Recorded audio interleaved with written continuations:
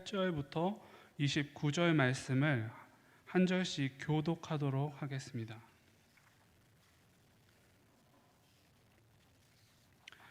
아이들아, 지금은 마지막 때라. 적 그리스도가 오리라는 말을 너희가 들은 것과 같이 지금도 많은 적 그리스도가 일어났으니 그러므로 우리가 마지막 때인 줄 아노라. 그들이 우리에게서 나갔으나 우리에게 속하지 아니하였나니 만일 우리에게 속하였더라면 우리와 함께 거하였으려니와 그들이 나간 것은 다 우리에게 속하지 아니함을 나타내려 함이니라. 너희는 거룩한 자에게서 기름 부음을 받고 모든 것을 아느니라. 내가 너희에게 쓰는 것은 너희가 진리를 알지 못하기 때문이 아니라 알기 때문이요 또 모든 거짓은 진리에서 나지 않기 때문이라. 거짓말하는 자가 누구냐? 예수께서 그리스도이심을 부인하는 자가 아니냐? 아버지와 아들을 부인하는 그가 적 그리스도니 아들을 부인하는 자에게는 또한 아버지가 없으되 아들을 시인하는 자에게는 아버지도 있느니라.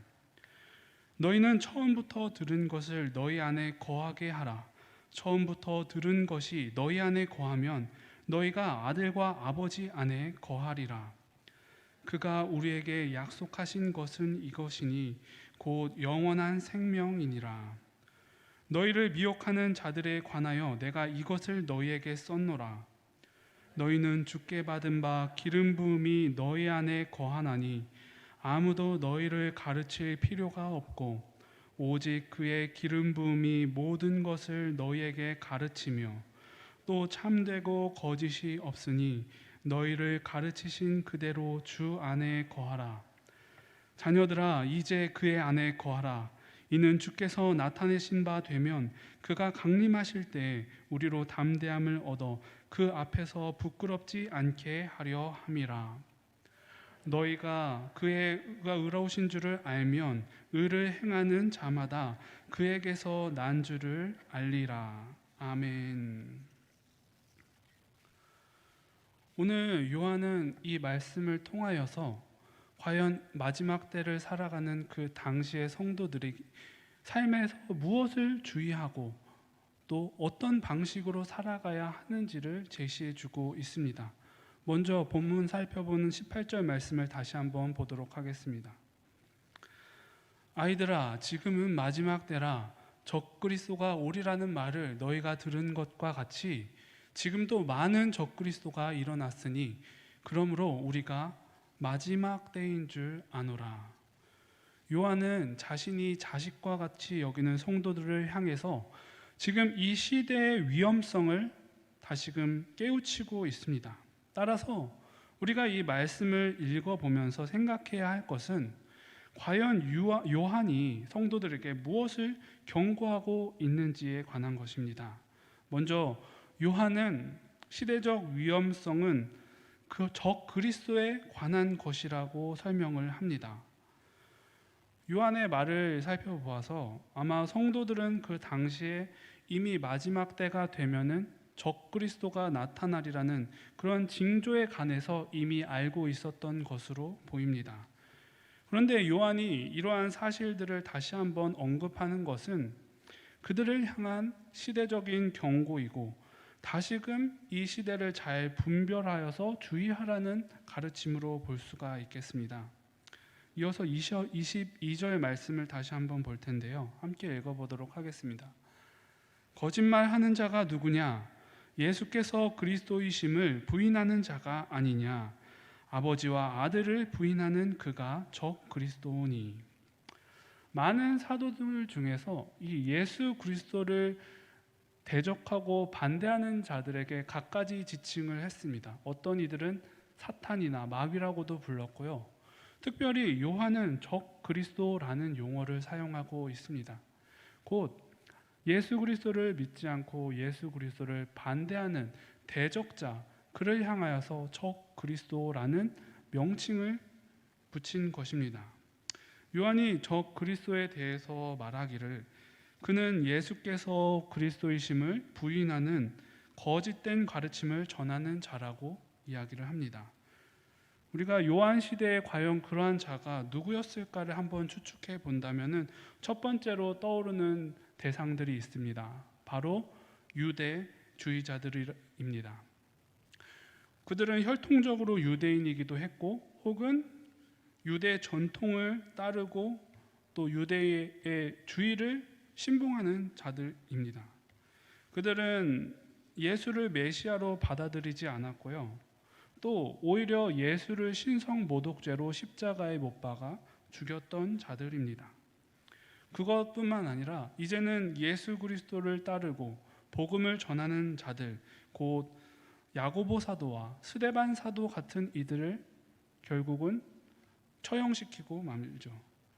그리고 뿐만 아니라 바울이 회심 후에 예수 그리스도의 복음을 전하러 돌아다닐 때 바울을 따라다니면서 바울을 대적하고 박해하던 자들도 바로 유대교주의자들이었습니다.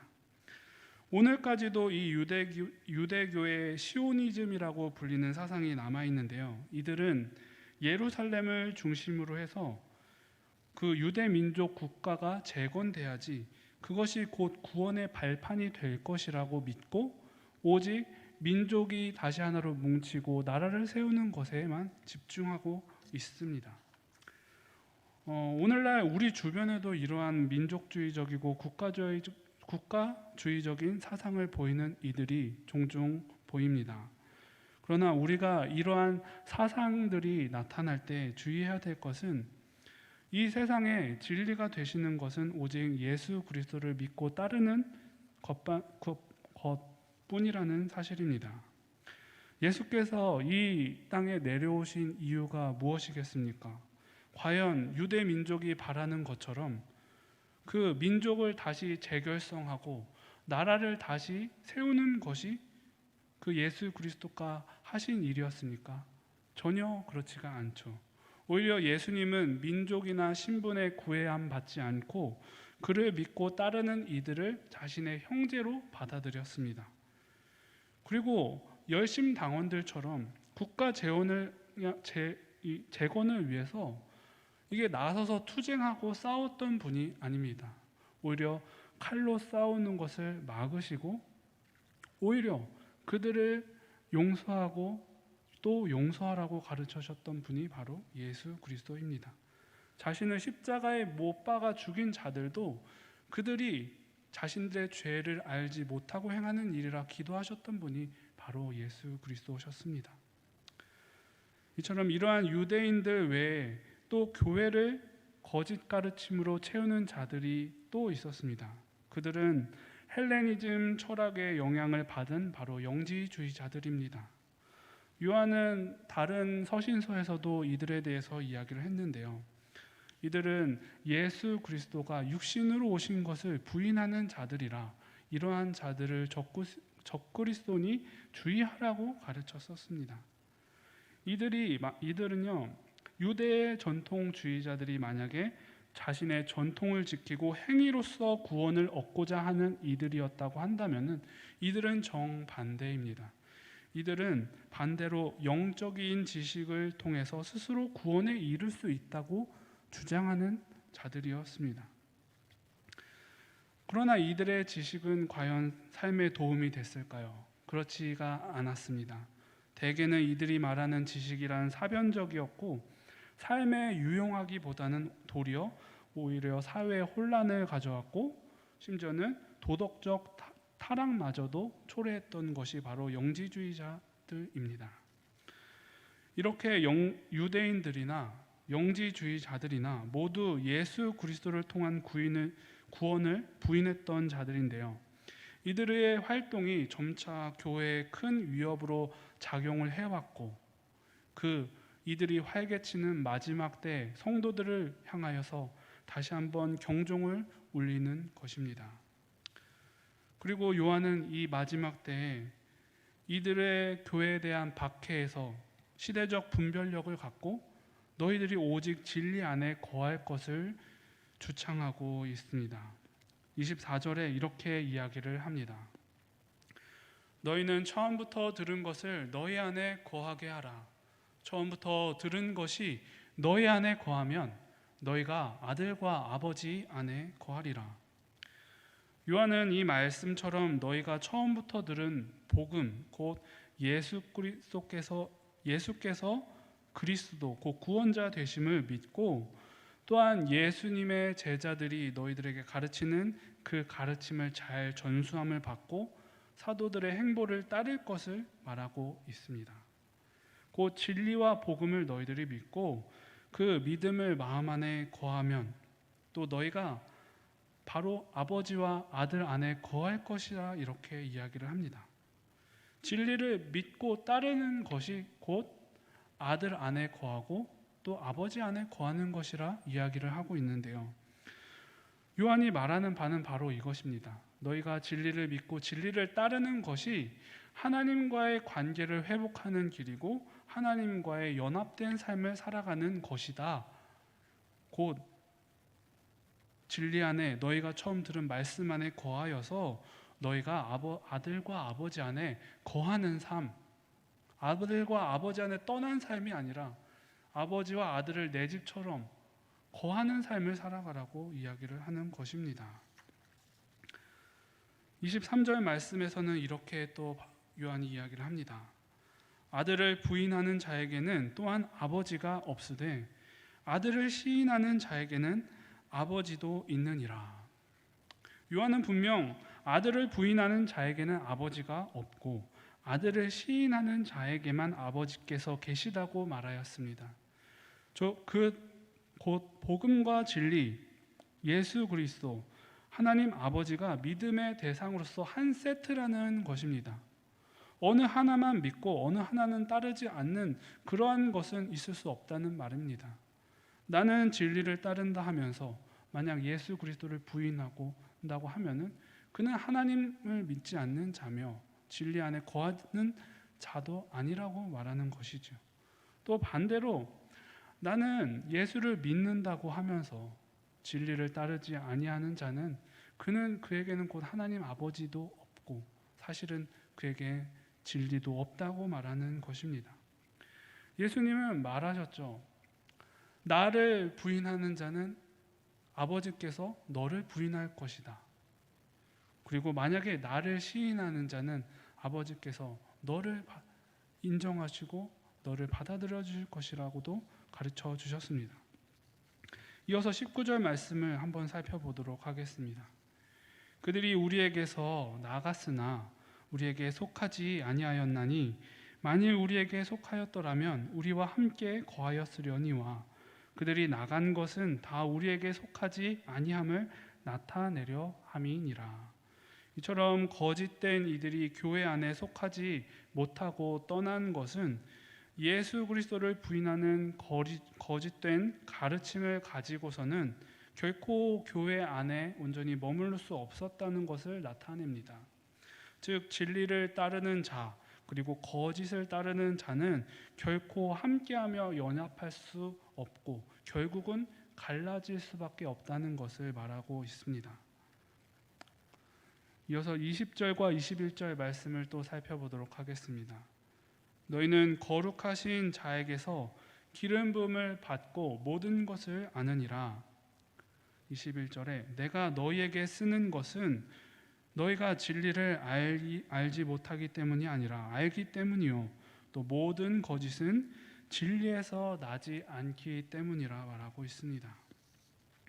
요한은 성도들을 향해서 너희가 이미 기름 부음을 받고 진리를 알고 있다는 사실을 다시 한번 상기시켜 줍니다.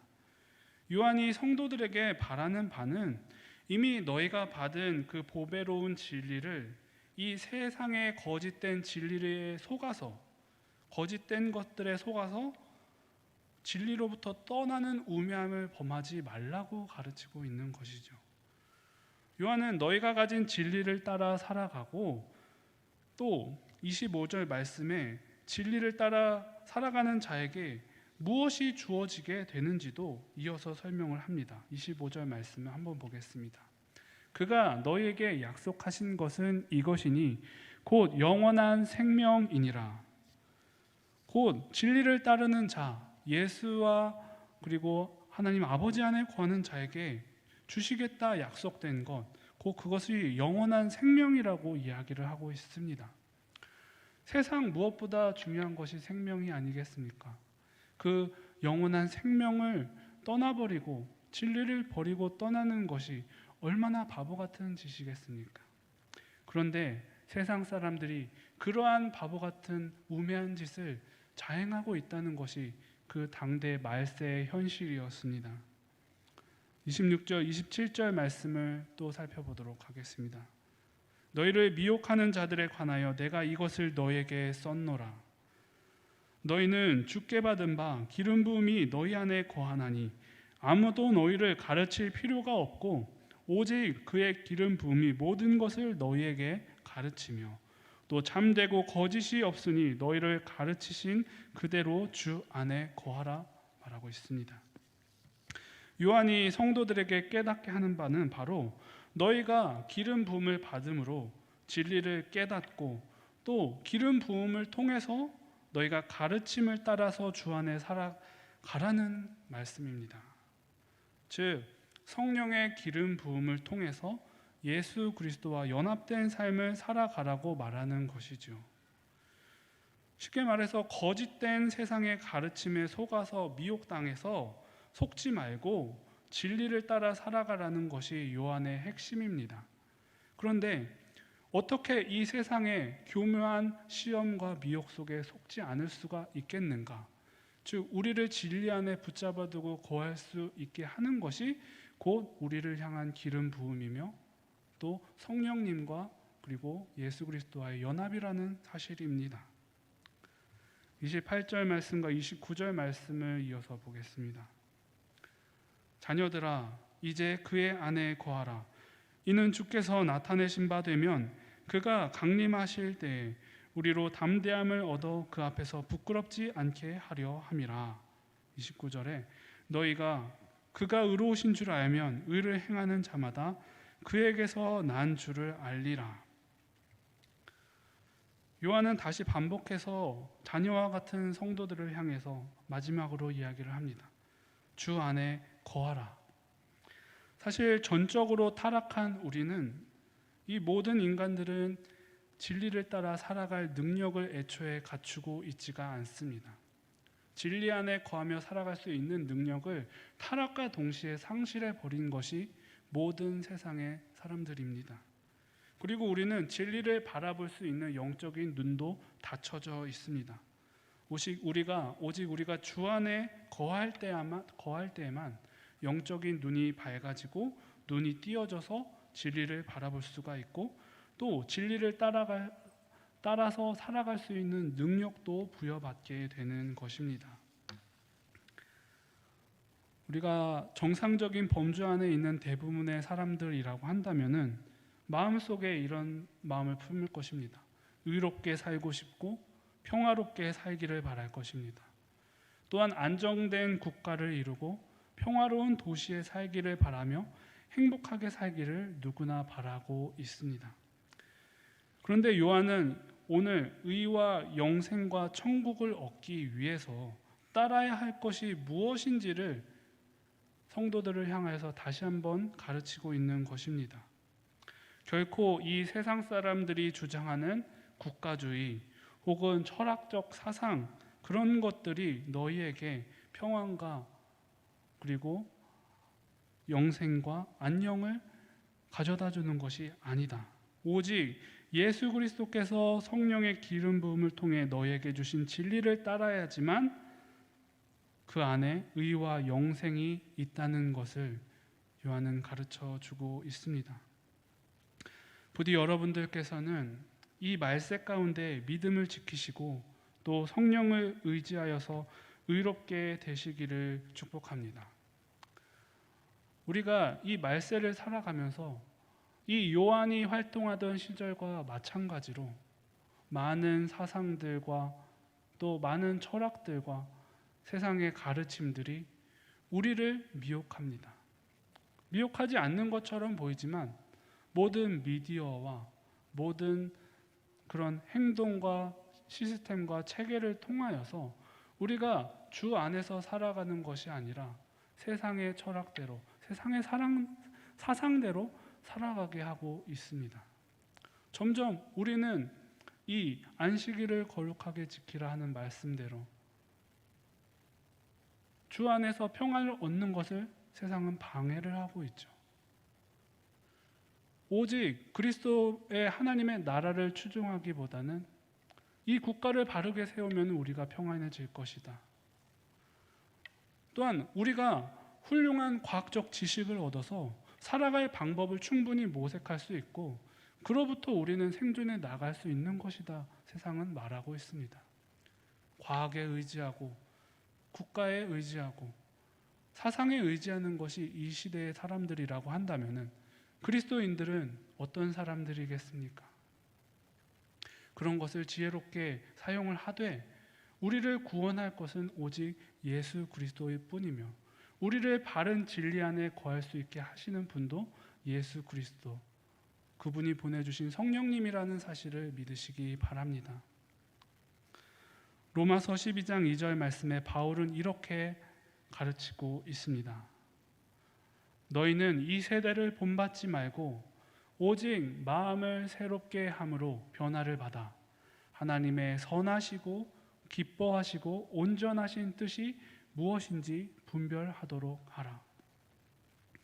이미 요한이 활동하고 바울이 활동하던 때는 마지막 때였습니다.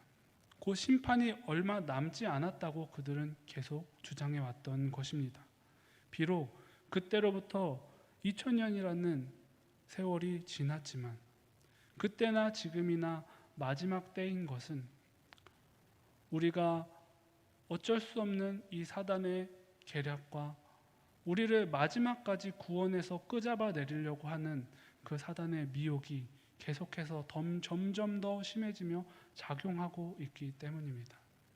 왜 마지막 때라 강요를 했을까요? 이제 곧 주님께서 우리를 구원하실 날이 얼마 남지 않았다는 것을 의미합니다. 이 시간이 유한하고 결코 길지가 않습니다. 언젠가는 끝날이 올 터인데 그때 우리가 믿음의 담대함을 얻어서 주님 앞에 부끄럽지 않은 주님의 자녀이자 백성으로 세우기 위하여서 요한은 그 당시에 성도들을 향하여서 다시금 진리 안에 거하라, 주 안에 거하라, 너희가 성령의 기름 부음으로 더 이상 세상의 거짓된 미혹에 속지 말라 가르쳤던 것입니다. 오늘날 우리들 또한 이러한 것들을 깊이 생각해 봐야 할 것입니다. 삶과 나의 신앙이 분리되어서는 안 됩니다. 교회에서는 주님만이 날 구원하신다, 구원자라 고백하지만 나의 일상에 나아가서 나를 살리고 나를 구원하는 것은 과연 주님이신지, 혹은 세상의 지식과 전혀 세상의 사람들과 다를 바 없이 돈과 권력과 모든 것을, 물질적인 것을 의지하며 살아가고 있지는 않은지 다시 한번 우리 자신의 신앙을 돌이켜보고 굳건히 진리 안에 서야지만 될 것입니다. 그런 여러분들에게 반드시 마지막 때에 영생이 주어질 것이며 그때서야 비로소 우리가 간절히 바라던 평안과 그리고 영생과 그런 의로운 나라가 세워질 줄 믿습니다. 이 시간 주신 말씀을 가지고 기도를 할 텐데요.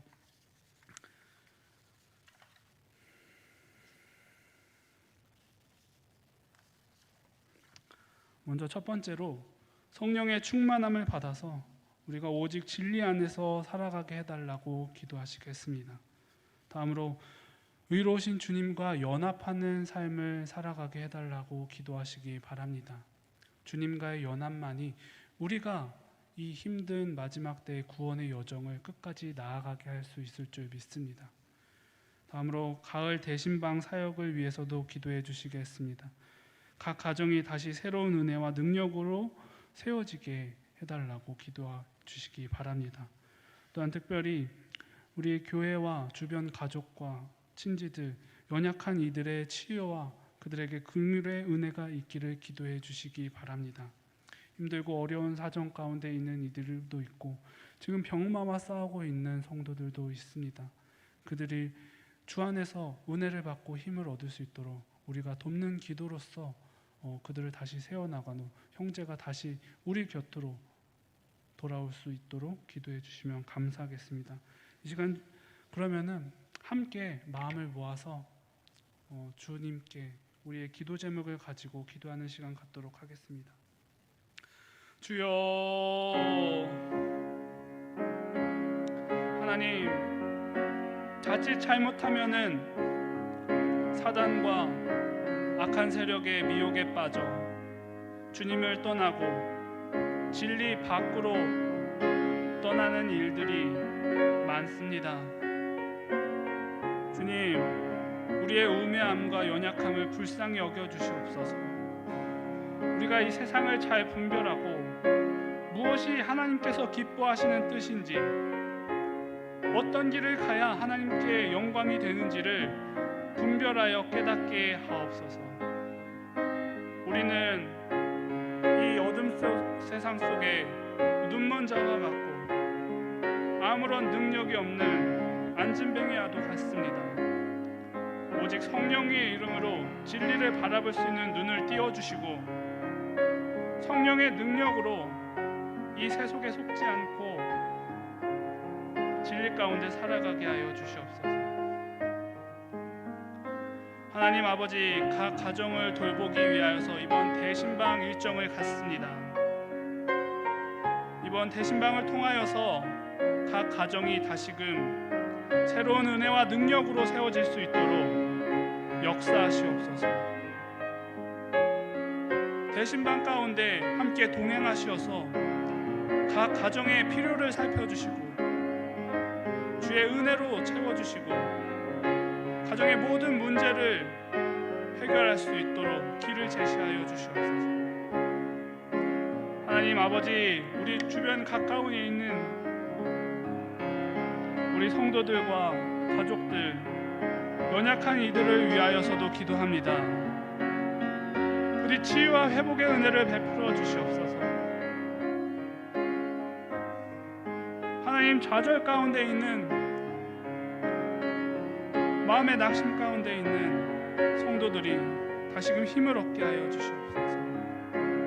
주님의 은혜만이 그들을 세울 수 있고 오직 전능하시고 창조하시는 주님의 능력에 힘입어 기도하오니 새 생명과 힘을 허락하여 주시옵소서.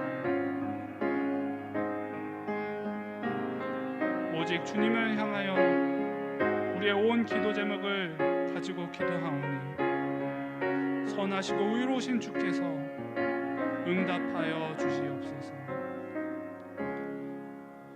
거룩하신 하나님 아버지,